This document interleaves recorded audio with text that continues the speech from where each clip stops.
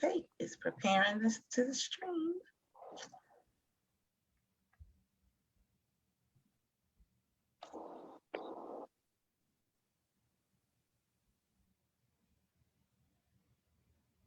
And we are live. And hello, hello, hello, Facebook family and friends. We just want to say hello and how you are doing today. And it's a wonderful Saturday. Brian? That's my usual hello to the audience, wherever you're watching. Thank you for sharing the next hour with us. Hope you guys are all doing well. So today we are we're picking up where we left off with the policing African Americans from slave patrol to police departments. And we are back with our wonderful, wonderful guest, Mr. Ralph Godbee, retired police chief from Detroit. So we are going to talk with him today. How are you doing today? I am doing wonderful. It's so good to see you and Brian.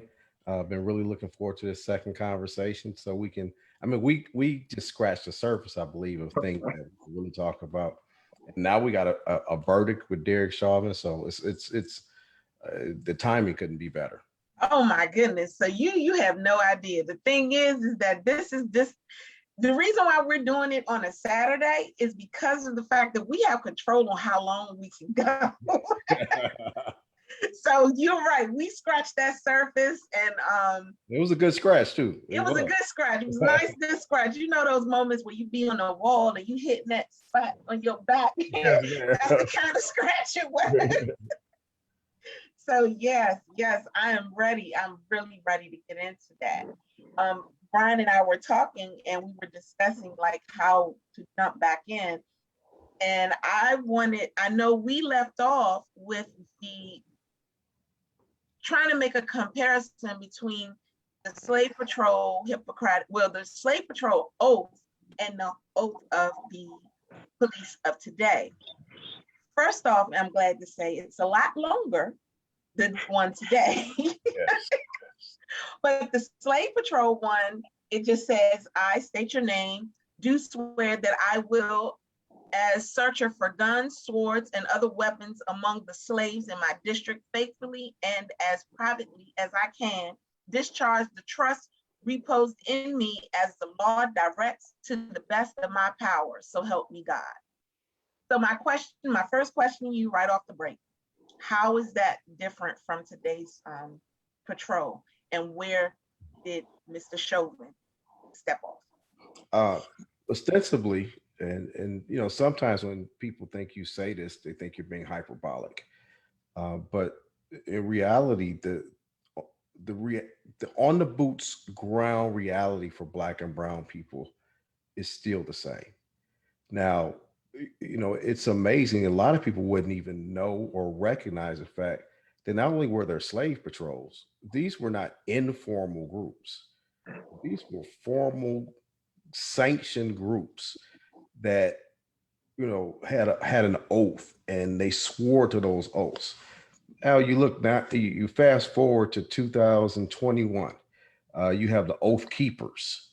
I don't think there's any mistake why they have oath within their title. A white supremacist group. You have the Proud Boys, a white supremacist group. And when you look at militias, which are illegal in most iterations that we see across the country, but the whole militia construct all goes to a preservation of a time when white supremacy, and we have to call it what it is, because we have to keep calling this disease what it is. It's a pathology, it's a sickness, it's an illness, because the three of us know that race, number one, is a construct. It's a social construct.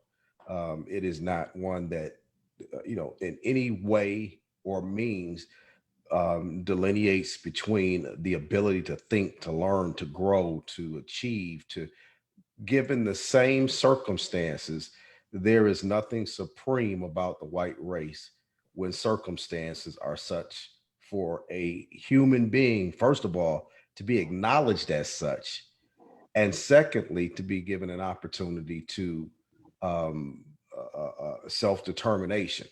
And the very aspirational things, which is ironic. I wrote a an op-ed that was published for about Juneteenth, and talking about the fact that the very words in the Declaration of Independence, the very words in some earlier iterations of the United States Constitution, um, were written and surreptitiously. The hate did not change the wording because it was presumed, it was assumed that Black and brown people were less than. So when you look at how police and the construct of policing in the United States relative to Black and brown people, the over policing, the police officers sworn to an oath to protect and serve the Constitution of the United States, of your individual state, and typically the ordinances um, that are germane to your local jurisdiction. And in that, when those applications go forward, they're not done so in an equitable way. Right. The Black and brown people, from a very, very quote unquote discretionary, because officers have officer discretion, prosecutors have prosecutorial discretion. You look at 22 and a half years for Derek Chauvin. Now, don't get me wrong. On all things being relative, that's the largest sentence we've seen for a white officer killing a Black male, at least in my lifetime. However, you look at, I think the gentleman's name was Pembley, uh, but he received 700 years for shooting at police officers. Now, as you heard the judge deliberate, and I understand one judge cannot change history by overcharging. However, he had the ability to charge Chauvin with 30 years or more because the four exacerbating issues that Chauvin brought to the table were so egregious in the murder of George Floyd that it's still a disappointment that Black life is still not valued at the same level as white life in this country. And this is by our sworn legal entities. These are not subversive groups. This is a court of Hennepin County that is charged with representing the interest of the state, and the state of Minnesota said, yep, you killed him. Yeah, it was horrendous. Yes, there were extenuating circumstances that exacerbated the killing. Yet, with all that being said, I'll give you 22 and a half and not 30. Right. When we know that there are Black men that are sit in jail right now for much less, where a body wasn't even attached. As a matter of fact, former Detroit Mayor Kwame Kilpatrick had a 28-year sentence commuted for white collar crimes. Not one body, not one person died as a result of the former mayor of Detroit. Yet, this gentleman, we watched, and I use the term gentleman, just being a respectful human being, because in front of polite company, I don't want to just say what I completely want to say. I got you. Okay. But the animalistic way he treated a human being is still discouraging for me for a judge to be able to rationalize why 22 and a half years was enough. And what had my blood boiling yesterday was Chauvin's mother speaking. Not one time did she express any regret that George Floyd's life was taken. Not one time did she express any type of remorse to the family. She had the unmitigated gall to say, I can't hug my son. And we had just heard George Floyd's daughter, who will never see her father ever again. And to me, the underlying message from his mother was still that Black life should not trump, because I know Derek, and Derek is my son, and Derek, she, it was not even a question of he was justified in what he was doing. She felt he should have been completely exonerated. Yeah. It made no statement at all relative to the loss of the Floyd family. So it, I am, for the audience, I'm dismayed at the attitude, because you can change laws, but laws don't change people's hearts. And that's what's concerning to me, is that there is still a large portion of this country who their heart is so depraved when it comes to the right of Black people to exist. I'm not even talking about exercising our rights, but to even exist, because she was so patently dismissive of why they were in that court in front of that judge, that a life was literally snuffed out. And not just this was not a, the proverbial split second decision, Right. where, you had to make a decision and your decision was wrong. As outraged as you are, reasonable people can wrap their minds around that. And I have problems with that. We talked about that. We may get into that still, because the benefit of the doubt for Black people is not the same as given for white suspects. But with that being said, not even an acknowledgement that we deserve to exist, let alone we deserve a day in court. Regardless of what you felt about George Floyd, regardless of how they tried to disparage his character, as if he put his knee on he happened to put his neck under um, Derek Chauvin's knee, as opposed to Derek Chauvin put his knee on George Floyd's neck. We've got so far to go in this country. We really do. If I can just jump in for a sec, I just want to pick up on something that you said, Ralph. And even the evidence that could and couldn't be introduced was completely different for the two men, because with George Floyd, they felt free to pull in anything and everything that they wanted to say about his past. But when it came to Chauvin, oh no, we can't talk about other incidents where that led to complaints about his conduct. We can't talk about this part of his past or that part of his past. Yes. That's what made me so angry, was the disparity and the inequality in terms of even the evidence that could be introduced. And to completely vilify the victim, that to me is something that, of all the things we need to correct in our criminal justice system, police officers cannot be held to a different standard. If you have a history of abuse, a pattern of neglect, a pattern of doing those things that are harmful to a community, that should be just as much a part of what the community has to weigh as George Floyd's past. Because even when they talk about his drug abuse, Danya, the past, we've heard for the past 4 years of, oh my God, we have an opioid crisis. It's a health issue. We've got to intervene, because now it's touching Appalachia, and now it's touching, rural areas, and it is, it's not discriminate towards Black or white. As a matter of fact, the white community is having a huge issue in the opioid crisis.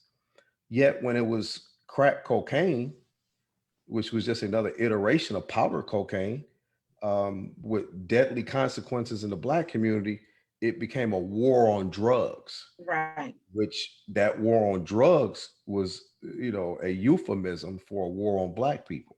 Right. And can I am I right in thinking that it wasn't even Black people who brought the drugs into the country Absolutely not. Well, Yes, who brought those drugs into the country that they were selling to Black people? If you go the to government. the government, you go to the Iran Contra, excuse me, the Contra, the drug for guns trade Yeah. for the Contras in South America that flooded the LA streets, Mm-hmm. Southern California, with cocaine.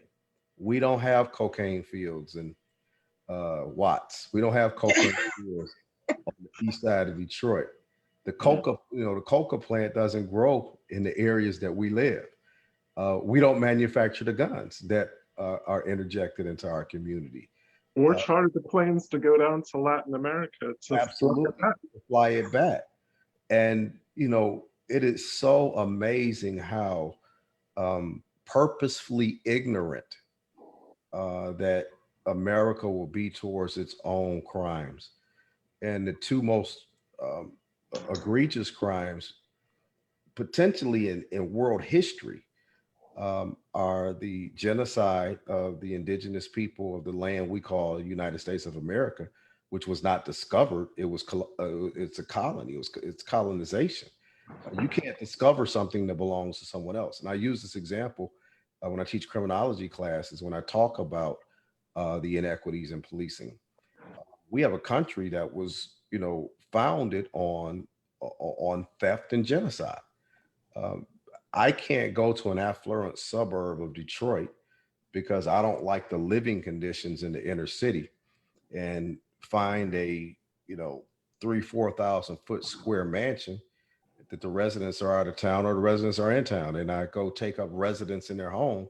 And so I've discovered, the home of the Johnsons. And now that I've discovered it, I'm going to annex parts of it until I take over the entire mansion. That's called breaking and entering. It's a felony. You go to jail for that.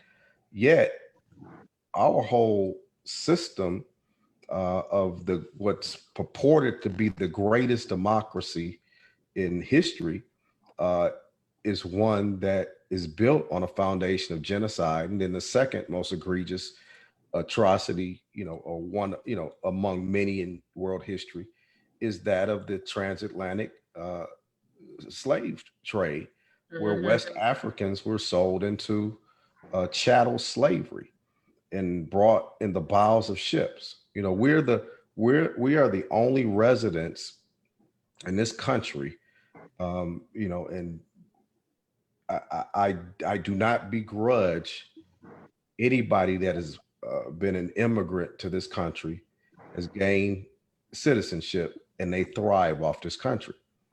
But when you talk about immigrants from the standpoint of Black people, we didn't ask to come here.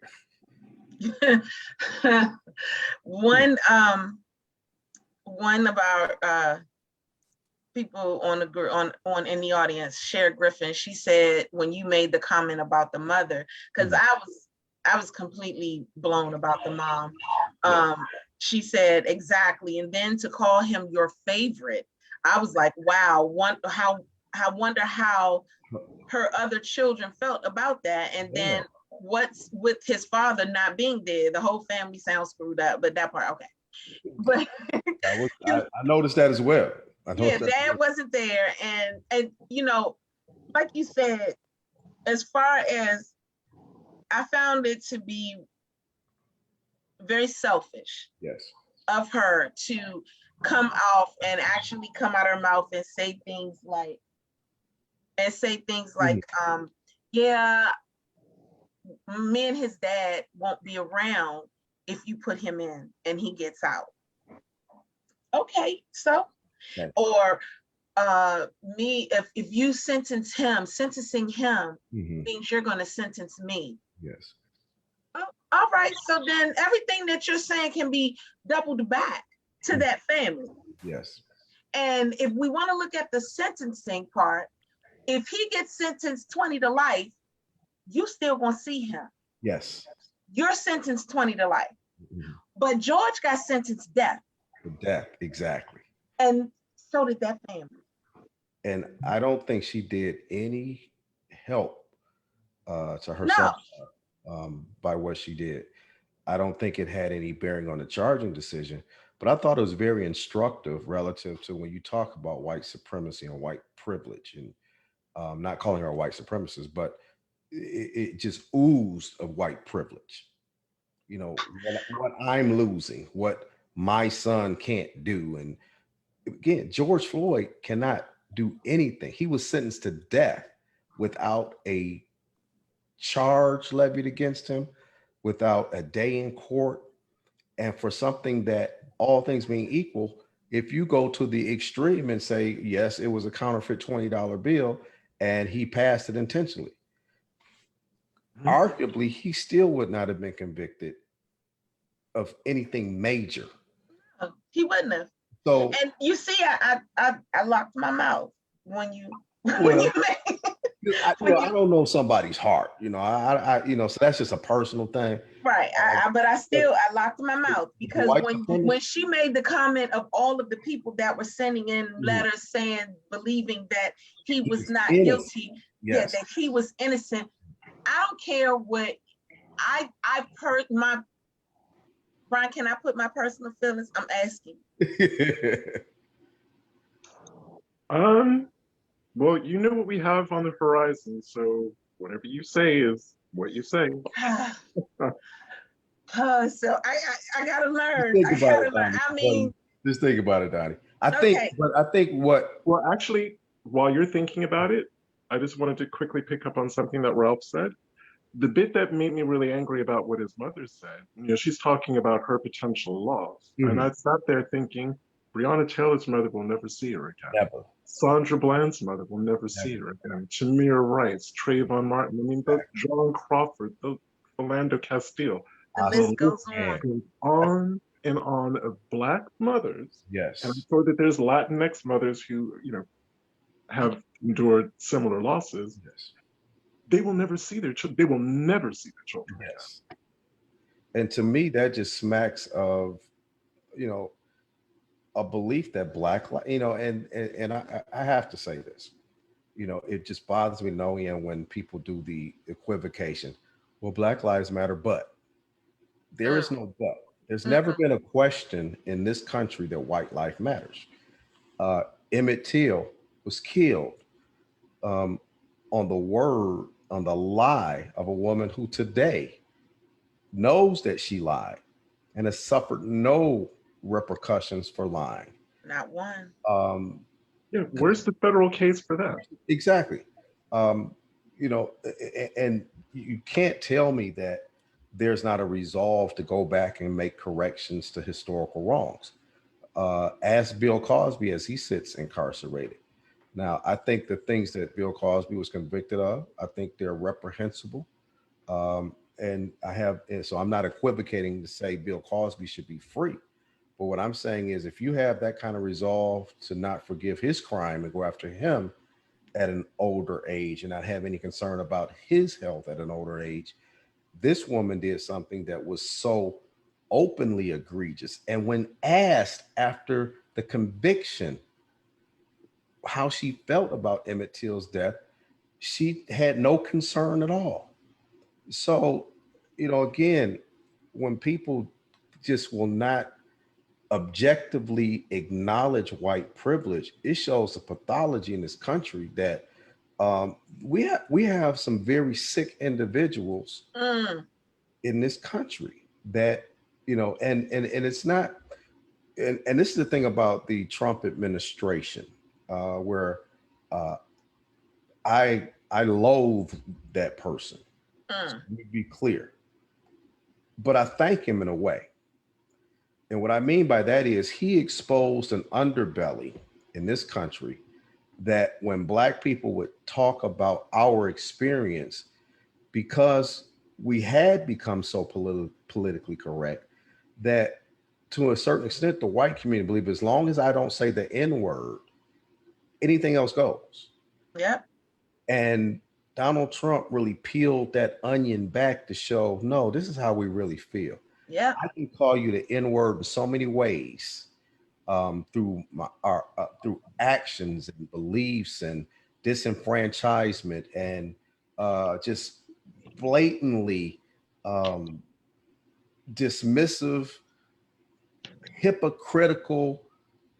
Um, you know, when Donald Trump left, Mitch McConnell is still the same institutionalist that is trying to hold Black people back with a smile.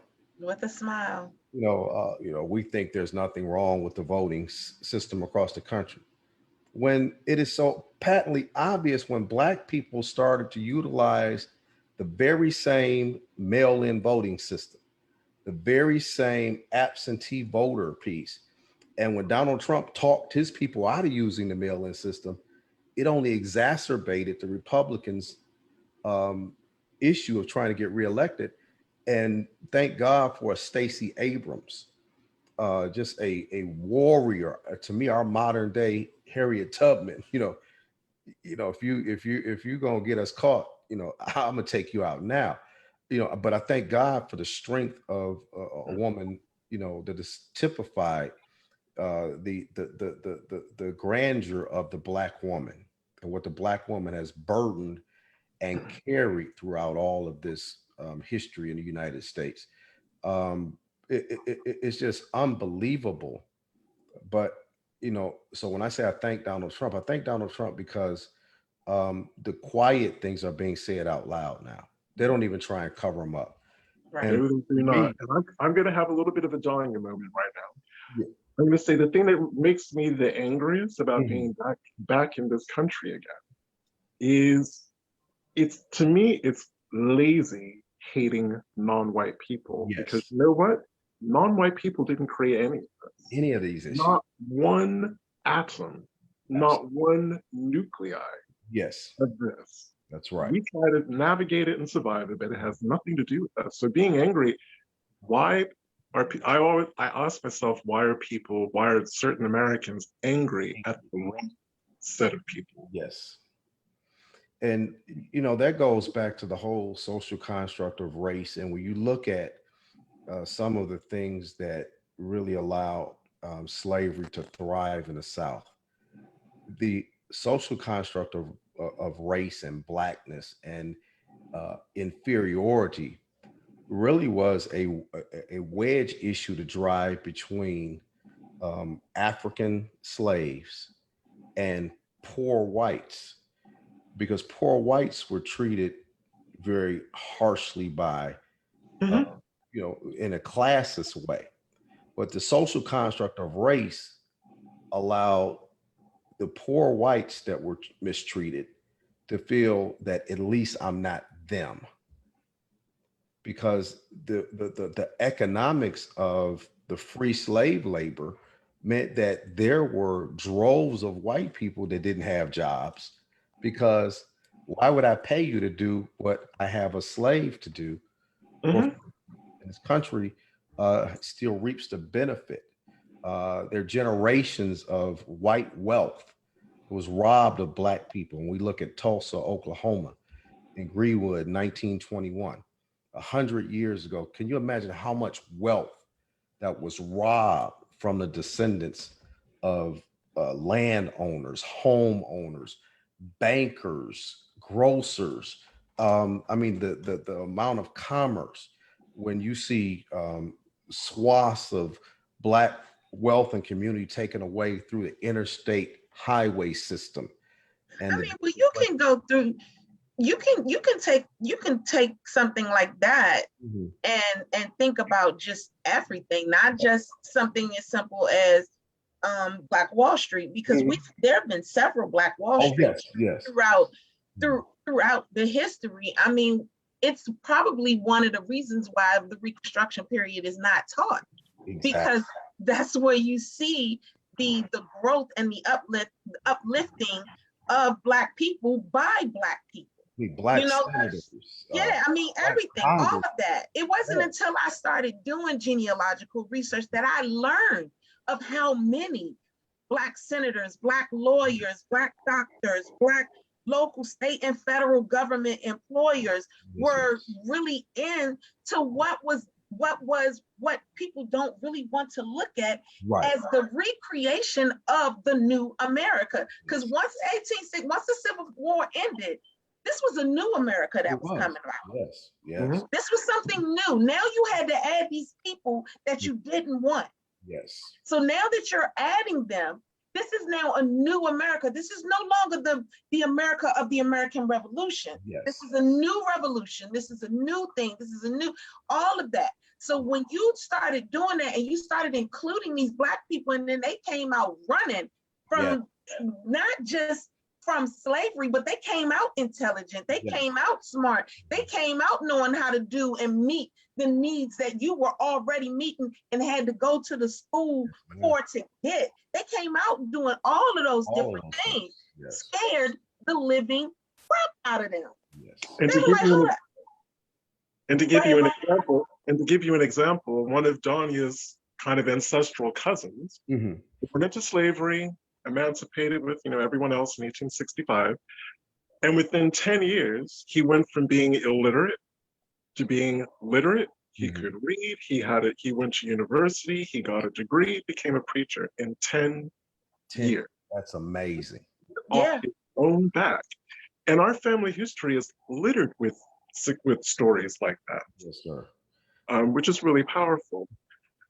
Another question that I had for you, because I've had to do a lot of reading about police immunity. Yes, I sir. mean, I could put the words together and kind of work it out, but I just wanted to get more nuance on it. Can you talk a little bit about how police immunity kind of developed as the police force developed? Because I don't think most police departments around the world have that kind of immunity. They certainly don't in the UK. I can definitely speak about that, and they don't have it in Ireland. And police immunity, as we know it, is a construct to shield police officers from strict liability based on their conduct or how they do or do not do their job. And the reason why it has such a deleterious effect on how you control police, because there is really no risk for the police officer at all.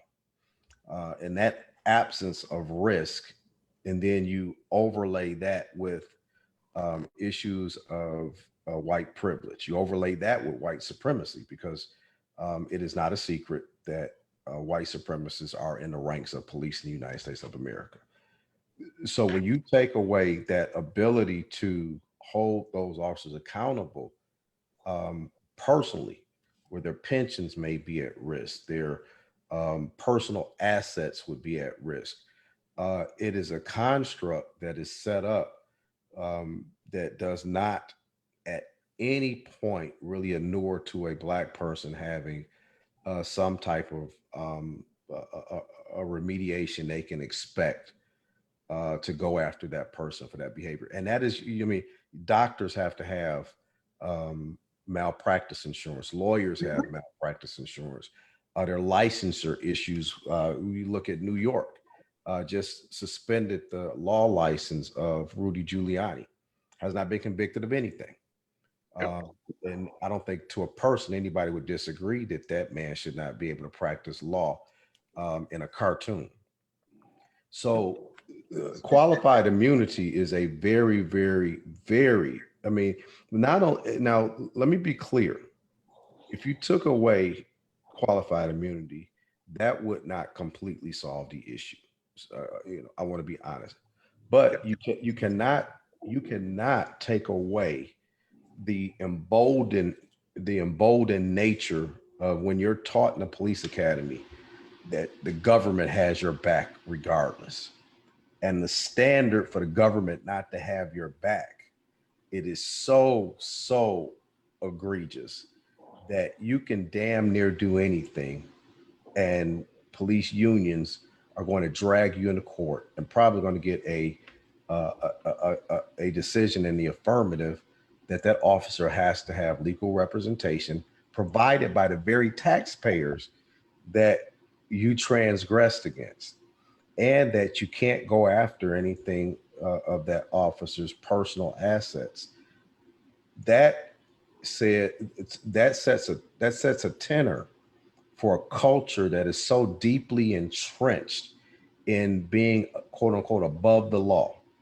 And you hear that, and people kind of blow that off. But that Brian, people don't realize what effect that has on an officer going out because they don't really have to contemplate that shot. And I want to disabuse people of the now of the notion, and not that policing does not have its dangers. It does. It is a horrific thing when a police officer is lawfully doing his or her job and they're killed in the line of duty. Mm. We've built a whole pathology around I feared for my life for police officers that is not rooted in any kind of statistical data that supports the perceived danger. So if you go to the Department of Labor website right now, or if you were to Google the 10 most dangerous occupations, and you can do this for 5, 10, 15, 20, 30 years straight, police do not fall in the top 10. Roofers, construction workers. I mean, it's a number of different jobs where if you look at the deaths per 100,000 employees as an industry, police don't even rank on that issue. Now, when I say that, that is not to disparage at all the responsibility that comes with providing a service under the color of law. But until we start to really look at the science behind that, we give police officers a built-in excuse almost with impunity, absent a Darnella Frazier that would film the entire thing. Because as we look at the Derek Chauvin verdict, we can't lose sight of the fact that that brave young lady had not have filmed that on her phone, and you didn't see the reactions and the machinations from the people begging this man not to kill him, off-duty EMT trying to render aid. If none of those things happen, I presuppose, and I think with good basis, Derek Chauvin would have got away with murder. Would have. And how many officers have gotten away with murder because the narrative was the same as George Floyd, but the evidence was not as, just that in your face where nobody could ignore that nowadays. So, Brian, you bring up such a profound point when you talk about qualified immunity and why. And as we talk about the George Floyd Justice and Policing Act, when Representative Clyburn spoke of, there was some wiggle room on qualified immunity, it felt like a gut punch to me. There may be some things you can compromise on in that legislation, which the whole thing of compromising on my right to exist, to me, that's a really sick construct in itself. But in thinking about how they come to compromise with a law that's palatable to everybody, to me, that's one of the deal breakers. And it has to be because as an industry, law enforcement is completely broken. It is not regulated nationally, and to give officers a blanket qualified immunity, I think that only exacerbates the problems to the nth degree. I don't understand why policing is treated so differently than the military, because both take oaths to protect and serve. Yes. Military to protect and serve us abroad. They do an amazing job. Yes. Considering, I honor my father who was in the career Navy. Yes, sir. While the police are supposed to protect us at home, and in the military, military men and women don't have qualified immunity. If they mess up, they get court-martialed. Yes. Exactly. So I'm failing to understand why there isn't parity with our domestic defense in the form of a police department. And also for the industry, and you have a lot of advocates that say that if you do that, you handcuff the police officers, they don't want the job now. And I look at it a bit different, Diane and Brian. I think a lot of officers are shunning away from the job now because they can't do those things with impunity that they thought they would be able to do. Look at Portland. Yes. Yes, look at Portland. I mean, you have officers that are refusing to do their job because they're not being allowed to engage in certain tactics. To me, that speaks to a very, very sick culture. How many of us go to work, are compensated, and we tell the customer how we want to do the job? You know, that is just not really a construct in a capitalist society that would allow any business to thrive for any meaningful amount of time. I don't care how great this, the product is. Yet, police have the unmitigated gall to threaten not to do their jobs when certain civil rights are demanded of a group of people. And they have unions that will defend their right to tell people how they enforce laws in their communities. In more affluent communities, police don't go in and tell billion-dollar homeowners, well, this is, we're going to do a speed trap on your street, in your gated community with winding streets and multi-million-dollar homes. Those very residents would go to the town manager, to the city manager, to the mayor, and would be demanding the police chief's job. Yet in communities of color and less affluent communities, and this is why there has to be a conversation where white America understands that keeping a foot on Black Americans' necks surreptitiously keeps a foot on theirs as well. Because a lot of the things that we deal with are very much class related, dressed up in race. Now, and this is where the sobering part comes in for the Black that feels like they made it, is when the police officer pulls them over in their own neighborhood. I think we all remember very vividly when the professor at Yale, when President Obama said the officers should be, he said something that was pejorative to the officer, and there was this amazing backlash against the president, which precipitated the beer summit. Well, a Black man that's mistreated in his home by the police, an Ivy League professor, yet the president of the United States of America has to make peace with a police officer that did something wrong.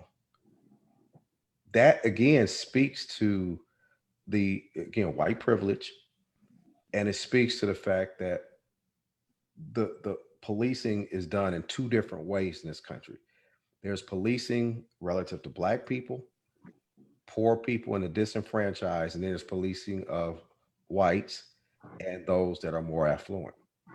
And until we have honest conversations like we're having now about that, this is going to be the demise of the United States of America as we know it. Right. Because now the very, very, very conservative far right wing don't mind being in bed with white supremacists, don't mind being white supremacists, are doing so many things to make this a minority rule country. The filibuster, how Joe Manchin and Kristen Sinema can, with a good conscience, defend the filibuster when you weigh that against the rights of Black people to vote.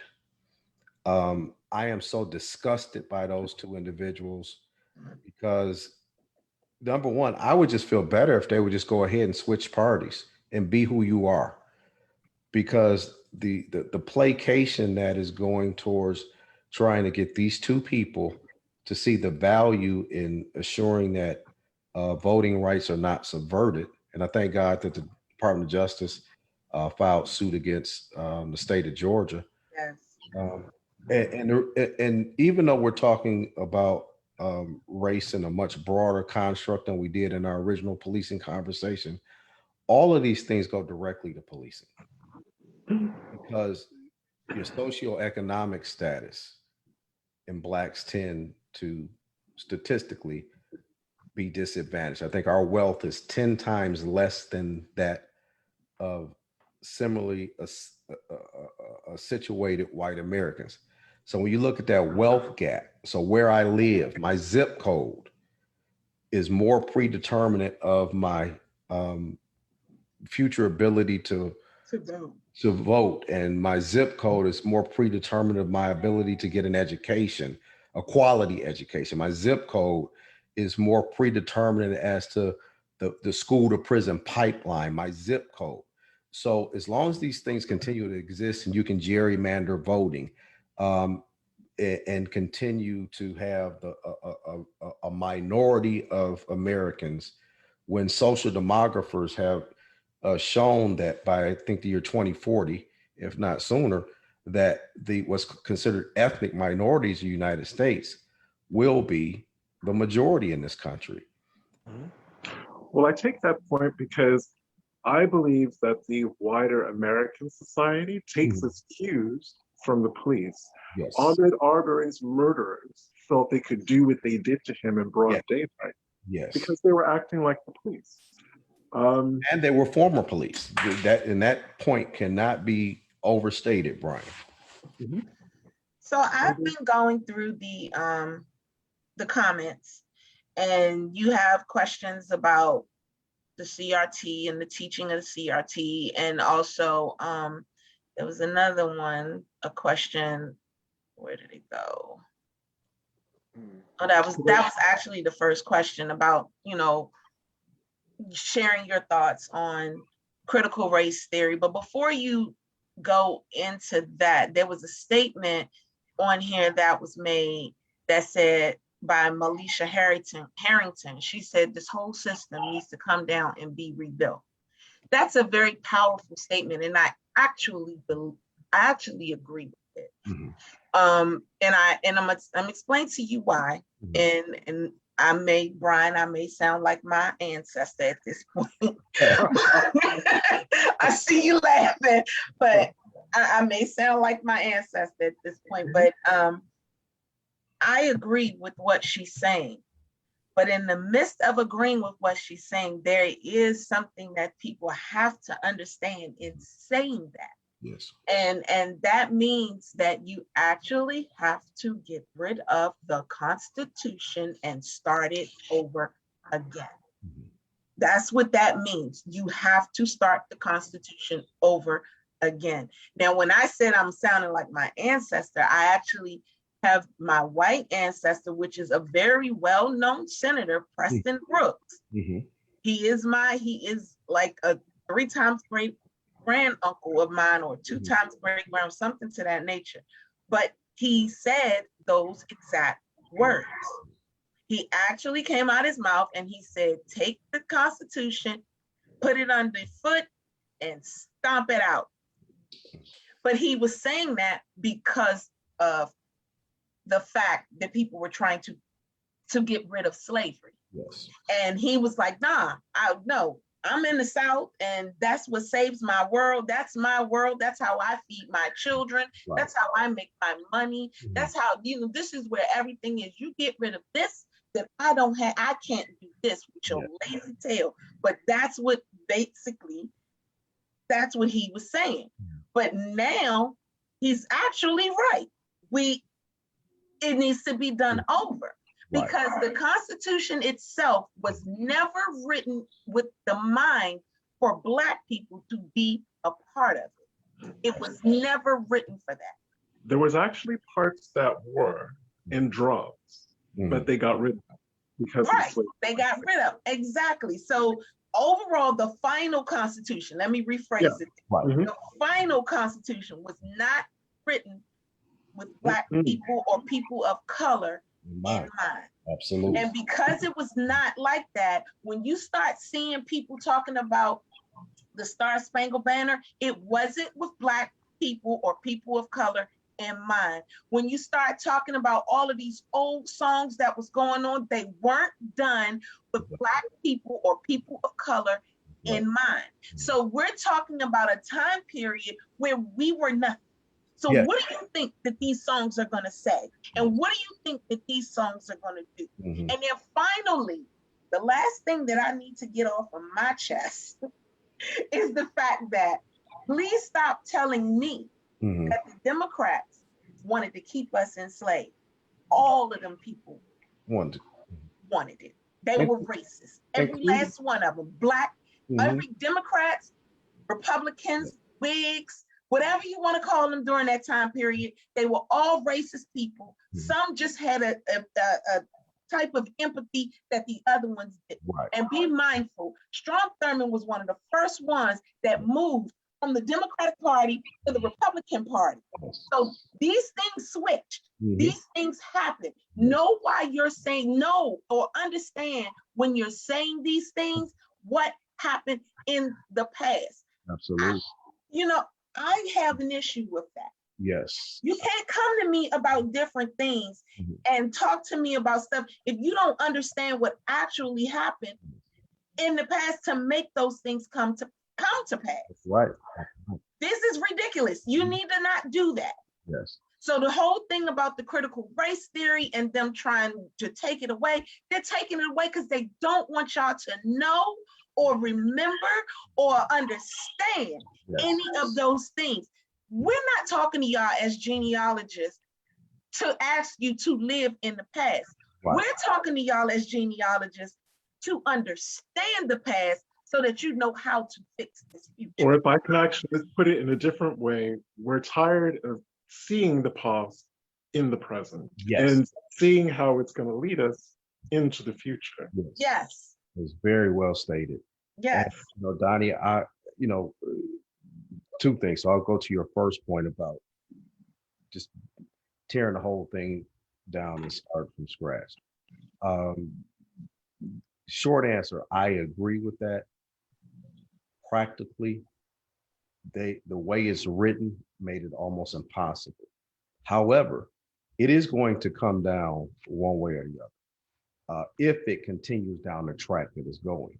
And people of goodwill don't really see that this is a seminal moment in this country's history, because if we don't course correct now, it gets harder and harder every election cycle to undo the damage that white supremacy is doing to this country. So it's either going to happen by explicitly exploding it, or this country is going to implode on itself because it cannot be a prosperous country.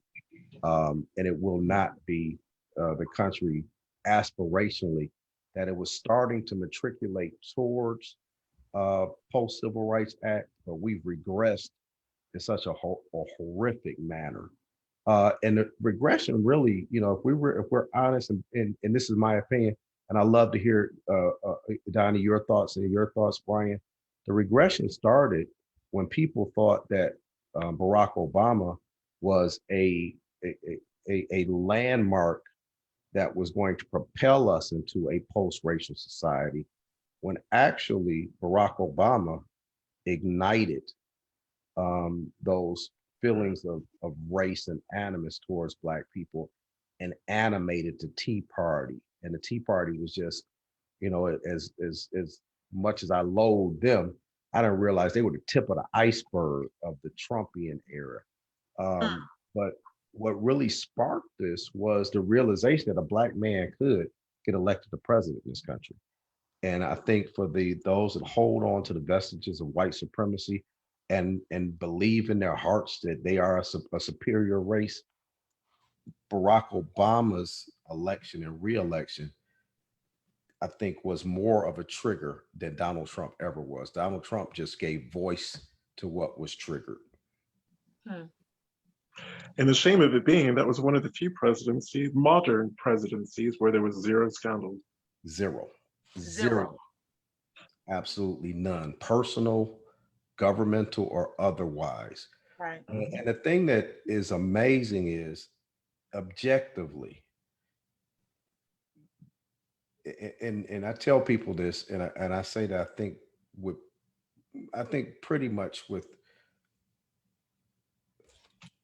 if Barack Obama had a jaywalking ticket, if he had a child out of wedlock, if he had have had any type of blemish on him, it would have been utilized and magnified on him in a way that there's no way he could have gone 8 years with a scandal-free administration.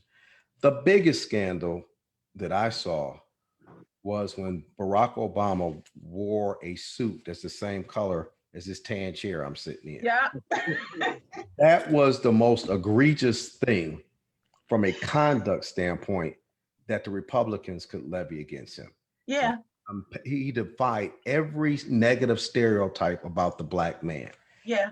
An impeccable father, a husband that showed fidelity to his wife, and not only showed fidelity to his wife, but public adoration and lifted her as a queen. And not only did he lift her, because Michelle Obama, in her own right, That's she right. don't need no lifting, but they complemented each other. Sasha and Malia, not one hint of entitlement or anything that we've seen with previous first families that have children. Just an amazing, I mean, if you look at aspirationally what America espoused itself to be, the Obamas are the poster children for the perfect, for American royalty. We even set a predicate for the Kennedys to be the Camelot of the United States of America, when even if you look at them, if they were Irish, and people forget how the Irish were treated as immigrants in this country. So, a Irish Roman Catholic president, I mean, that was almost unheard of. But how did the Kennedys make their wealth? Through moonshine. Through moonshine. That's right. So and this is the thing, and I want to put a fine point on this. Even when you look at civil asset forfeiture, so if the Kennedys were the Joneses, and it was Leroy and some other ethnic name, and that's how they got their wealth under current civil asset forfeiture, they would not have been able to turn around and legitimize and monetize their wealth and make it generational and make it a political household name if civil forfeiture stepped in and took Joe Kennedy's assets that were ill-gotten gained. And again, that's something that's baked into this country's DNA. Yes. Is you marginalize a people to the extent that they no longer have access to income. Yes. To, well-paid jobs, all of that. So what are you supposed to do? Starve and go naked? No, Yes. you do what you have to do to put money, to make your money, put a roof over your head, and put food in your kid's stomach. But it seems as though we get marginalized, and then we get penalized for the few choices that are actually left. Absolutely. To be able to live. So, and I like to use that to kind of parlay in the critical race theory, because number one, the term has been hijacked by white supremacists, and I just call it what it is. It's been hijacked and it's been bastardized and just utilized as a battering ram against any type of a reconciliation or reckoning with America's true history. And the crazy part about it is that critical race theory is taught more so in elite legal classes around a specific set of circumstances that describes how laws were made that by their very language and intent were discriminatory against Black people. And that's not a secret.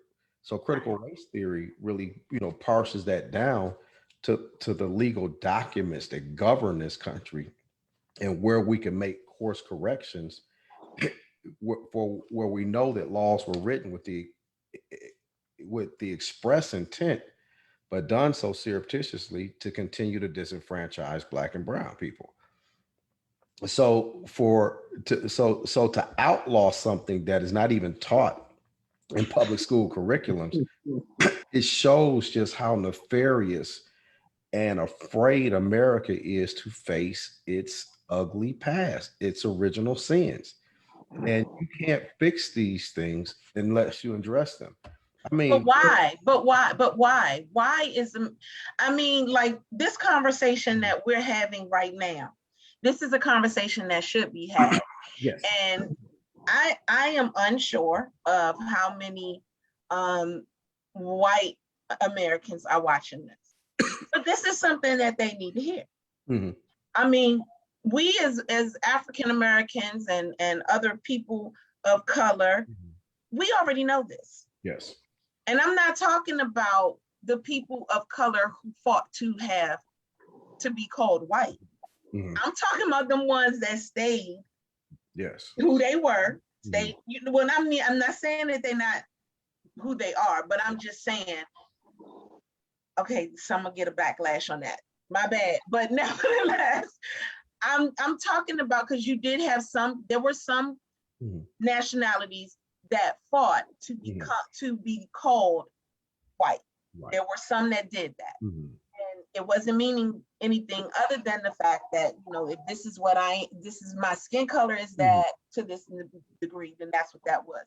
Right. But my point, what I'm trying to get at is, this is something that we've been trying to say, that we've been trying to tell them for I don't know how long. And I think with the George Floyd, once George Floyd died or was killed, and the protests started coming and the things started happening and people started paying attention to seeing all of these different things, you're looking at them and you're like, but we told you this. Yes. These are the things that we told you this was what was going on. But I said that happened. I have two things for that, Donya. Again, I guess my perspective will always be someone who's lived most of my life outside of this country, so I have other countries to compare it to. There is a real scene in this country, and it's not all Americans, and I'm not saying it's all Americans, but it's a healthy percentage that want what I call the Disneyfication of history. We go to Walt Disney World, we go to Disneyland, and we see the big castles, and we know that that represents Europe. And somewhere in the back of our minds, we know that that's not how all Europeans live. I mean, they had peasants and serfs, and if Europe was such a wonderful place, Europeans would have never come here. They wouldn't have emigrated here. So we know that there's a falsehood in the portrayal of history. And I just think that that's a way that people have traditionally used to shut us down, by grasping onto this Disneyfied version of American history that's just not true. There's not even a smoking gun of truth in the history that they want to hold on to. And I think what people who need to have that fantasy, the more we push, the harder they're fighting to defend it. And as much as we feel attacked, I guess they're feeling attacked too. And I don't have an answer to that. I don't have an answer as to how we honestly teach history. I mean, you look at that, I can't remember her name, Hannah, who got that wonderful teaching position at the University of North Carolina, denied tenure. Anyone else sitting in that position would have had tenure. But because she did the 1619 project and people felt a kind of way about that, oh no, we can't possibly give her tenure. That's just too dangerous. I know how to teach it. But it's not what they want to do. Well, not only that, you have DeSantis down in Florida who passed a law to make sure that you couldn't teach it. Yes. And and if I can add to your point, Brian, I think the thing that, and this is where I think we have to, I digress. This is why forums like this are critical, because we have to become storytellers again in our diaspora. Because in the African diaspora, our history has been oral, and it has been very strictly passed down. And I think we have to recreate those kind of spaces where we have these conversations, um, to not only, because unfortunately now, let's be honest, I think there are a lot of Black folks that don't know these conversations well, and know these things about our history, because we the way social media is constructed, the way things are marketed, we become prisoners of the moment. So we got to go around politicians. I think the expectation that politicians are going to pass a law to help us, I think marginally can be effective, but I just don't see the will to do it. The money in politics is just too corrupt. But I strongly believe, and I'll wrap this up in a nice package. I strongly believe that because I've had a chance to speak at different corporate pieces in Zoom settings with maybe 20 to 30 people, influencers, and when they hear the conversations, thinking people of goodwill get it.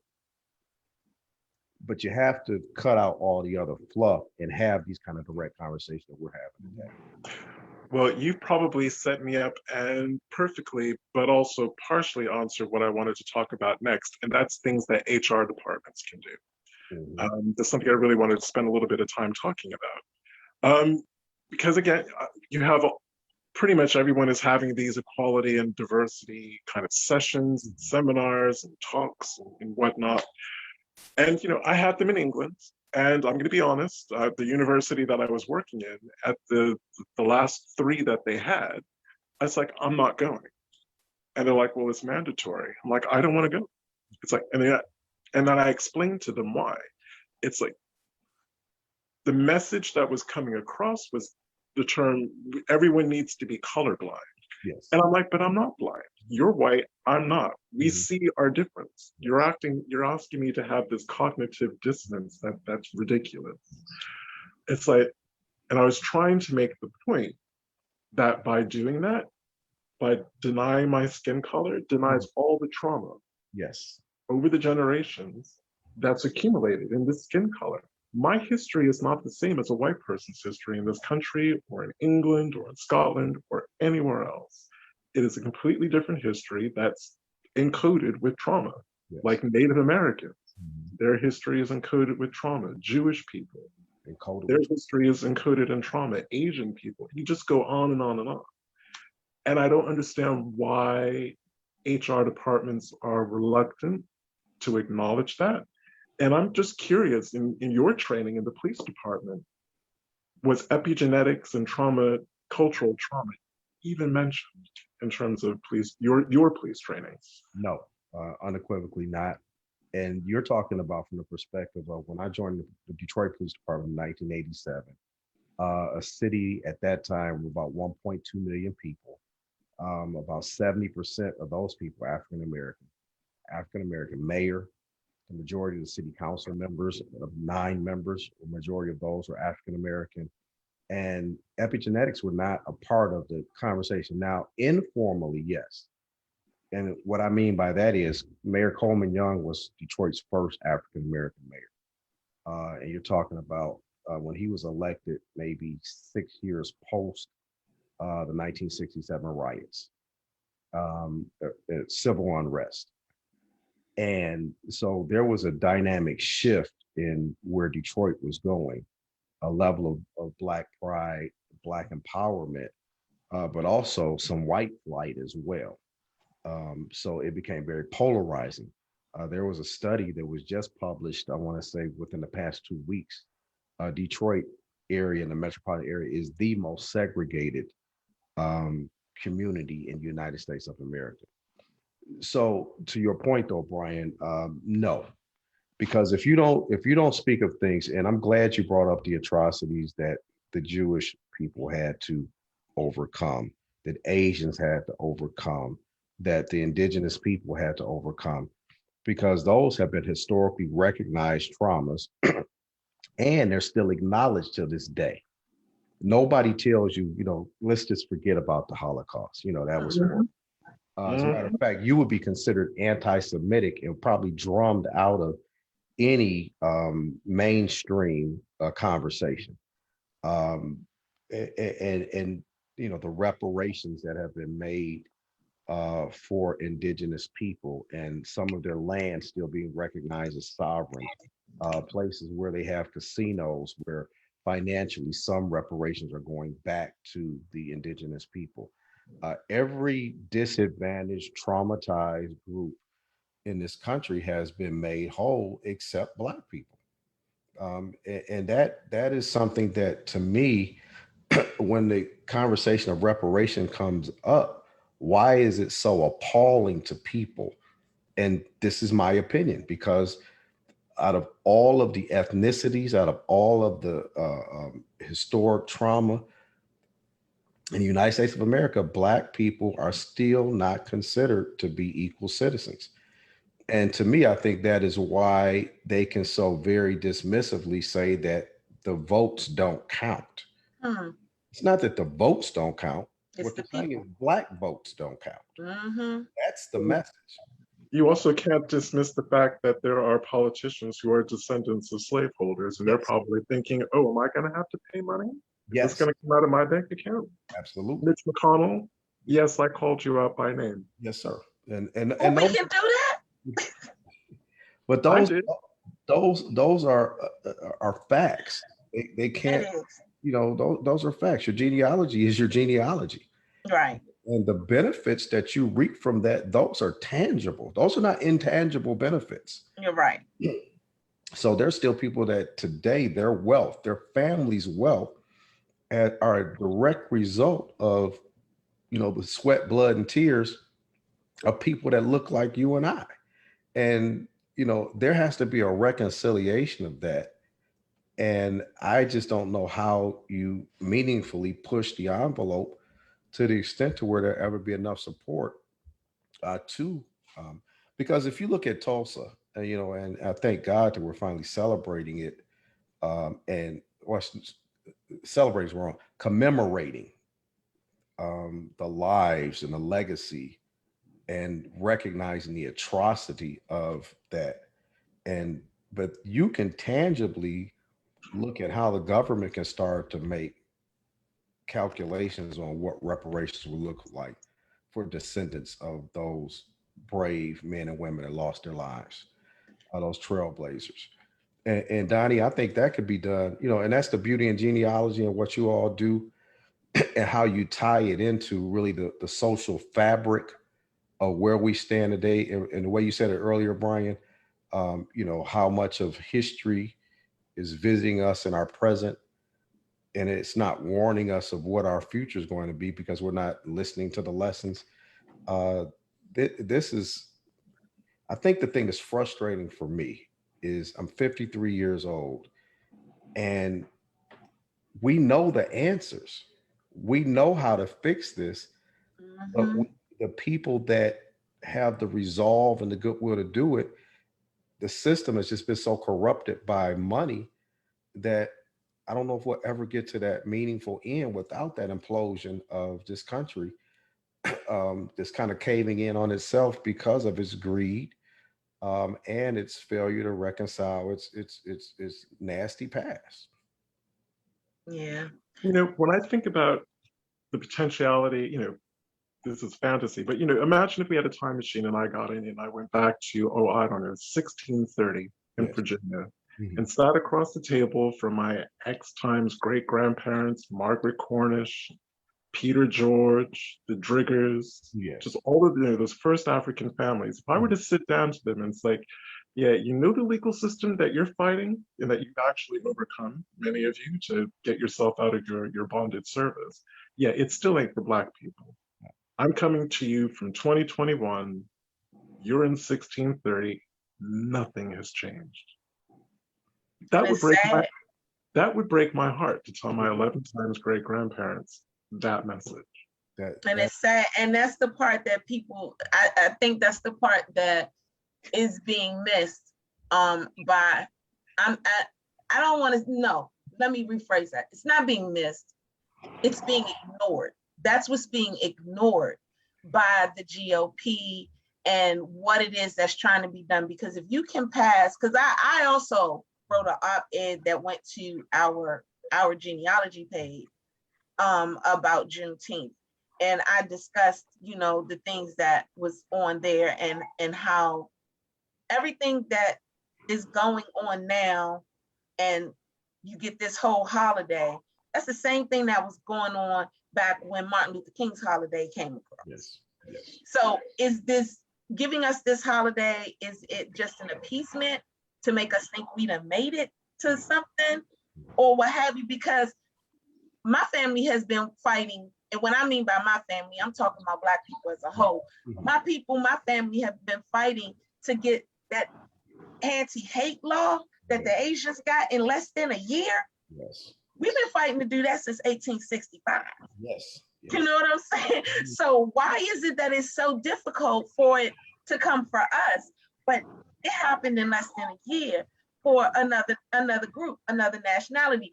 Don't get me wrong. I'm glad that they were able to do that, because what happened to them, what was going on was wrong. Yes. It was wrong. But what about George Floyd? What about Tamir Rice? What we could take, if we could do a video of names, and that video will still be playing today. This video, we could have done that video a week ago, and it still would be playing today, of the millions of African Americans who have died going back through to slavery, because that's where you would be counting from. Yes. You wouldn't be counting from after the fact. You would actually counting back to slavery. Yes. Dying for no reason whatsoever. The lady in the Phoenix riot who was sitting in her house. Yes. Brian, you know her name. She was sitting in her house. Eliza Good, minding her own business, and she got shot. That's right. Yes. That's a Breonna Taylor story. It is. It is. That's a Breonna Taylor story. These things aren't new that's happening to us. This stuff has been going on over and over and over and over again. And until we have the conversations like this, until we continue to just open up and say them and not be afraid to say, well, look, this was going on then. This is why we're coming. This is why we're saying this. This stuff is never, ever going to end. The one thing that I don't agree with just teaching our own. One of our Catherine Williams, she said we need to teach our own in order to move forward. I don't believe in that. And I don't believe in that because if we teach just our own, then those other ones don't know what's going on. No, they're still living in ignorance. They're still living in ignorance. Exactly. And I have a response to your Juneteenth comment, because I think it's really cool as a federal holiday. But I'm saying this to you, but I want the DNC and the Democratic Party to listen very carefully to what I'm about to say. Juneteenth as a federal holiday isn't going to make my heart palpitations any less severe if I'm driving and I see police sirens in my rear view mirror. That part. Now, I know that there are going to be white Americans who are going to say, well, anyone is going to have palpitations when they see a police siren, coming up behind them. Not like a Black person. It's not the same. Not like a Latinx person. Yeah. You may get palpitations, not like we do. Absolutely. And the thing that I want our audience to see is that the retired police chief just sat here and said, not the same. Not the same. It is absolutely. He just sat here and said, not the same. And that's, and Donnie, that's demonstrable. That's not my opinion. Number one, I've been a Black man with red and blue lights in my rearview mirror. And we have to contemplate if speeding can end up in a death penalty. That brings on a different level of stress and trauma than am I going to get a ticket and I have to go to court or pay it? Because that's the difference in the dynamic when a white person is stopped. Look at that poor lad that got shot over having an air freshener in his car. In his car. The whole Look at the army dude that was in Virginia, and I can't remember the name of the town, but that was this year. Yes. In his full army dress Yes. uniform, stopped by two policemen with guns drawn, going, "Get out the car, get out the car." I thought the military was supposed to be sacrosanct. Yes. Certainly not. Exactly. Not if you're black. Not if you're black, at least. Absolutely. And to me, I think the thing that, as you really kind of talk about this subject in its totality, for a country that's 245 years old,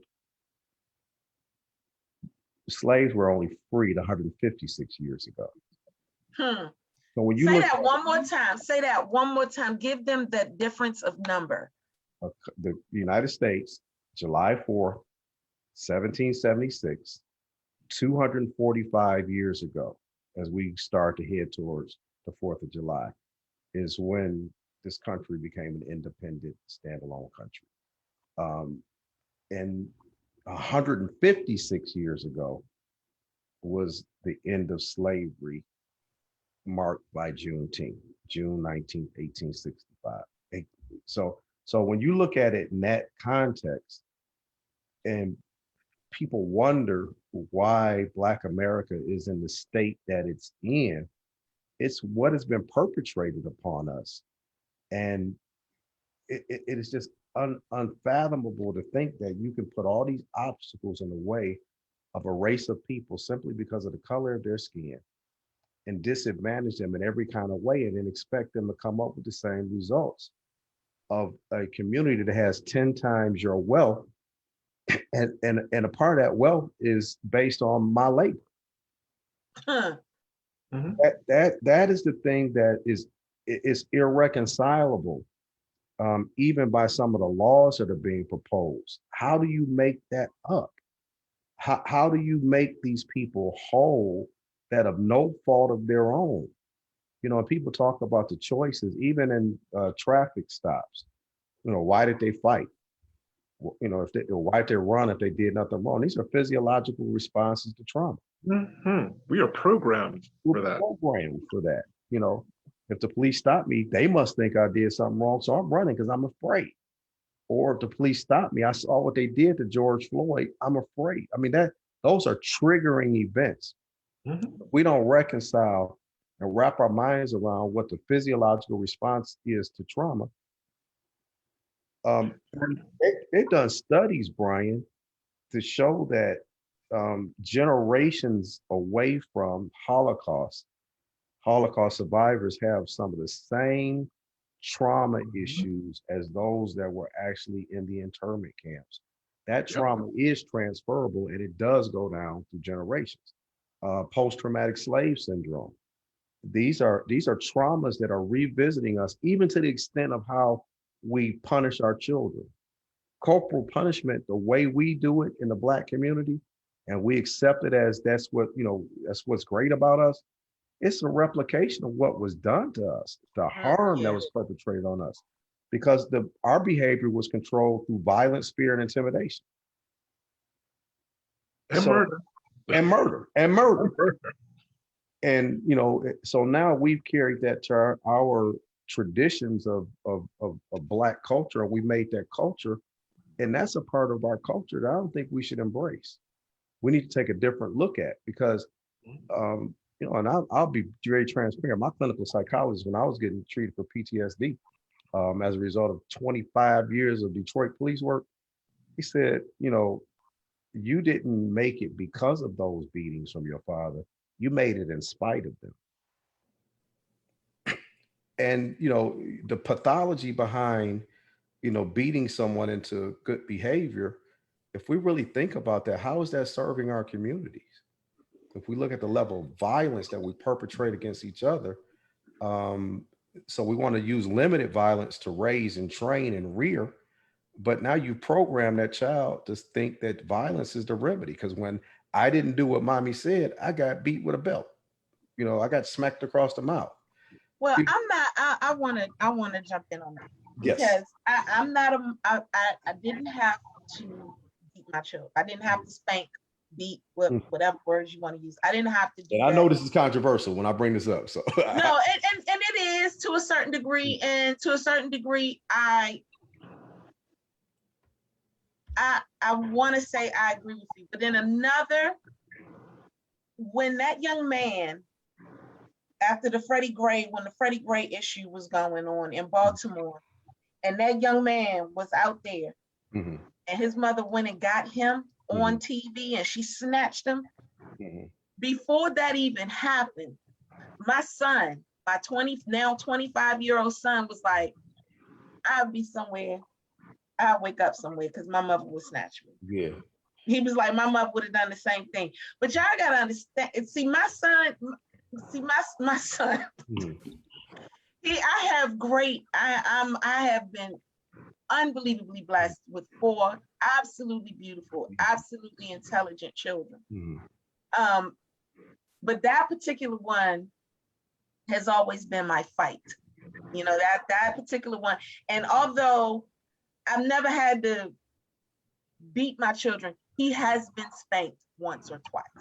And Donnie, let me give context, because I agree with you. And let me tell you why. Because the Black woman, again, post-slavery, was put in a different position. Yes.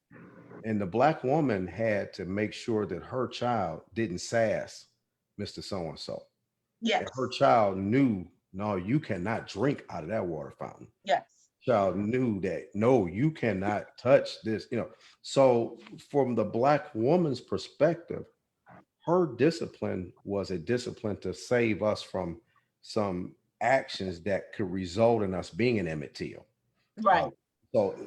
So when I speak of, you know, but I'm talking about the more extreme.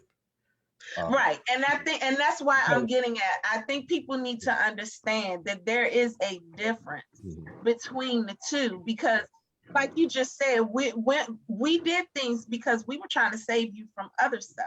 Right. I mean, I have gone as far as to tell my son, hey, yo, let's go to the police station, because if you want to try this, then they need to explain to you what it is that you're doing so that you know. And then when I stood in front of the officer and I said to him, I told you as a kid, when you got younger, when you got old enough to understand that I'll take you out this world before an officer.